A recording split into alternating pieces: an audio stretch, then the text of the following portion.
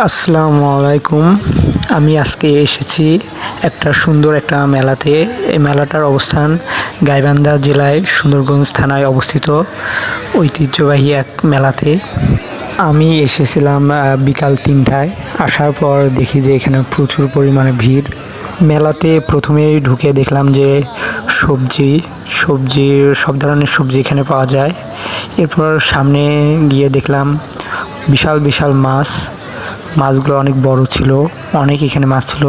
এবং তারপর দেখলাম যে কিছু শরবত, কারণ গরম ছিল অনেক। এরপর মাটির কিছু জিনিস দেখলাম, সুন্দর সুন্দর মাটির খেলনা ছিল, এগুলো অনেক সুন্দর ছিল। এরপর সামনে আমি যাব, দেখব যে সামনে আরও কী কী দেখতে পাই। পাশেই দেখতে পাচ্ছেন অনেক ধরনের সাজ, বাতাসা সব ধরনের এখানে ছিল। সবগুলোর আসলে নাম আমি জানি না ওভাবে, কিন্তু দেখতে অসম্ভব সুন্দর ছিল এই খাবারগুলো।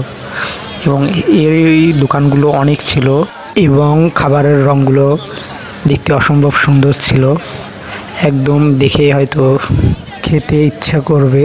এরপর আমি সামনে যাচ্ছি, যে সামনে আরও দেখব কী কী দোকান আছে। এখানে এত পরিমাণ ভিড় ছিল যে আমি কিছু দেখতে পাচ্ছিলাম না।